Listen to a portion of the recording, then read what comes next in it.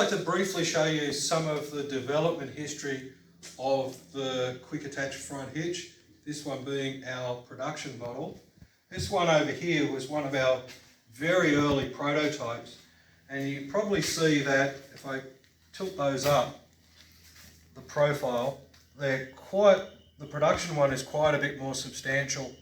We did a lot of work on the torsional strength of the unit as well as the bending strength of the unit to bring that into specification.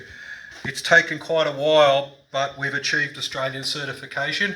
Each one is individually serial numbered and registered, so they are fully certified as a lifting device within Australia and New Zealand.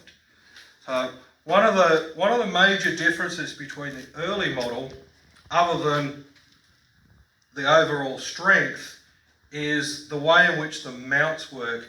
You can see on this, these tabs are where your pin went through. They now use the engaging mechanism that we described earlier. What it proved before was that you had to really work on getting your bucket in alignment, and if it was slightly off that way when you picked it up or slightly off this way, you had a lot of trouble getting those pins in. The way in which it works now is that as it rotates in, it uses these V's in here to self-locate the pin. So it's very easy to put the pins in and out. To show you some of the changes from the rear, I'll just turn these around.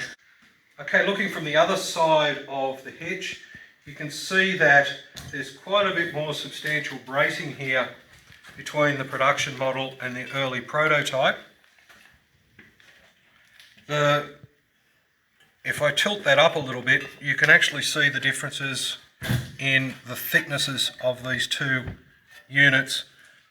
We did a lot of work on the bending moment and the torsional rigidity of these units to gain the certification in Australia and New Zealand.